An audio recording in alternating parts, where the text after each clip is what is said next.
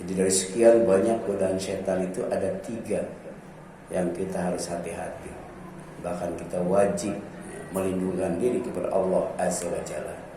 Yang pertama, bisikan setan.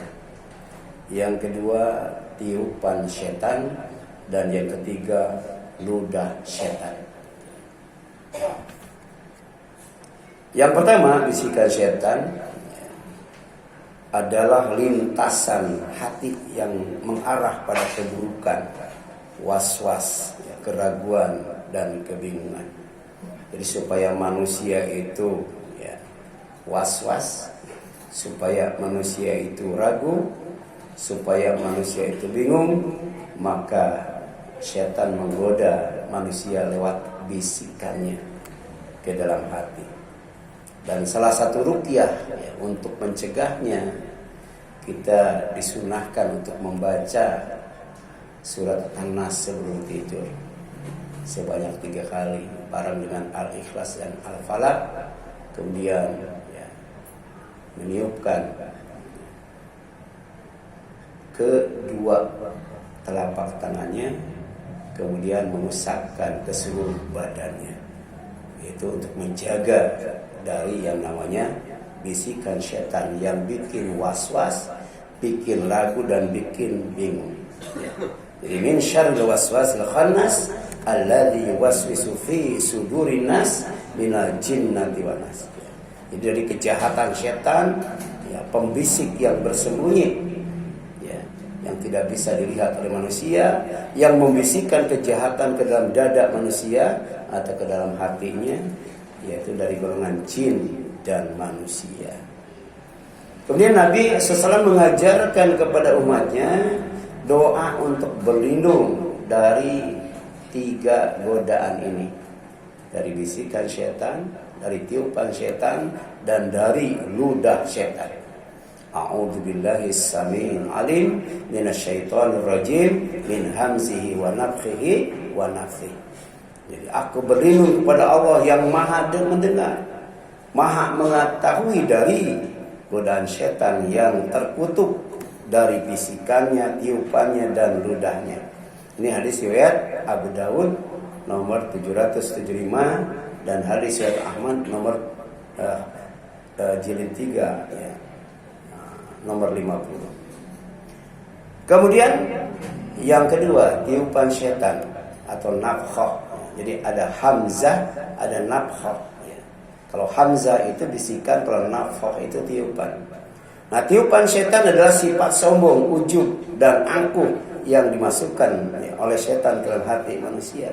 Jadi ketika kita sombong, ketika kita ujub, ketika kita angkuh, kemudian kita ikuti, itu sejatinya perangkap setan sudah masuk ke dalam hati kita. Dan kemudian Ibnu Qayyim mengatakan bahwa tiupan setan adalah kesombongan yang membesar-besarkan diri. Inilah yang menyebabkan setan diusir dari surga. Dan kemudian menyebabkan setan tidak bisa kembali lagi ke surga. Dan ini diingatkan oleh Rasul kepada umatnya, la yadkhulul jannah man kana fi qalbihi mithqalu dzarratin min kibrin. Jadi siapapun, kata Rasul, termasuk umatnya, tidak akan masuk surga orang yang di dalam hatinya ada kesombongan walaupun sebesar biji sawi. Apalagi sombongnya besar sekali seperti sombongnya iblis ketika diperintah oleh Allah, malah dia aba wastakbar, enggak mau melaksanakan perintah Allah. Kenapa? Dasarnya sombong, merasa diri lebih baik daripada yang namanya Adam, yang Allah agungkan, Allah muliakan, Allah tinggikan, Allah besarkan dengan ilmu. Ya, karena nanti akan disiapkan untuk menjadi khalifah, pemimpin di bumi ini.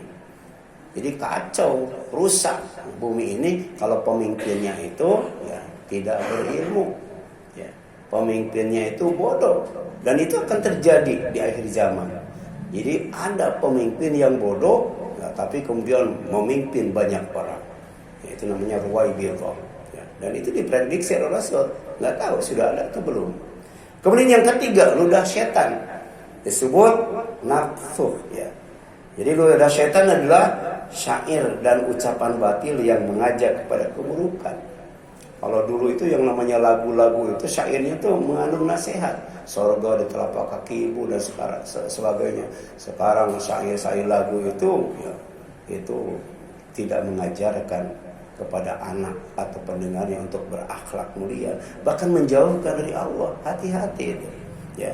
Imam Al-Khattabi berkata, ludah setan adalah syair yang mengandung kebatilan, kezaliman dan kekufuran. Dan Allah Azza wa Jalla berfirman, wa syu'ara ya yatba'hum al-ghawun, dan para penyair itu diikuti oleh orang-orang yang sesat. Jadi syair-syair yang penuh dengan kemaksiatan, kebatilan, yang penuh dengan kezaliman, kesyirikan, itu ada juga pengikutnya. Itu al-ghawun, orang-orang yang sesat. Lagu-lagu ya, yang namanya metal itu kalau diputar balik itu bisa difahami artinya. Dan itu ajaran-ajaran setan itu. Dulu pernah ada YouTube, ada video tuh yang memutar balik. Jadi piringan hitamnya itu dibalik, bukan berlawan arah jarum jam, tapi bersamaan ya dengan arah jarum jam. Ya, jadi itu ininya apa? Jadi bisa dipahami. Tapi kalau biasa seperti umumnya nggak bisa dipahami syairnya itu.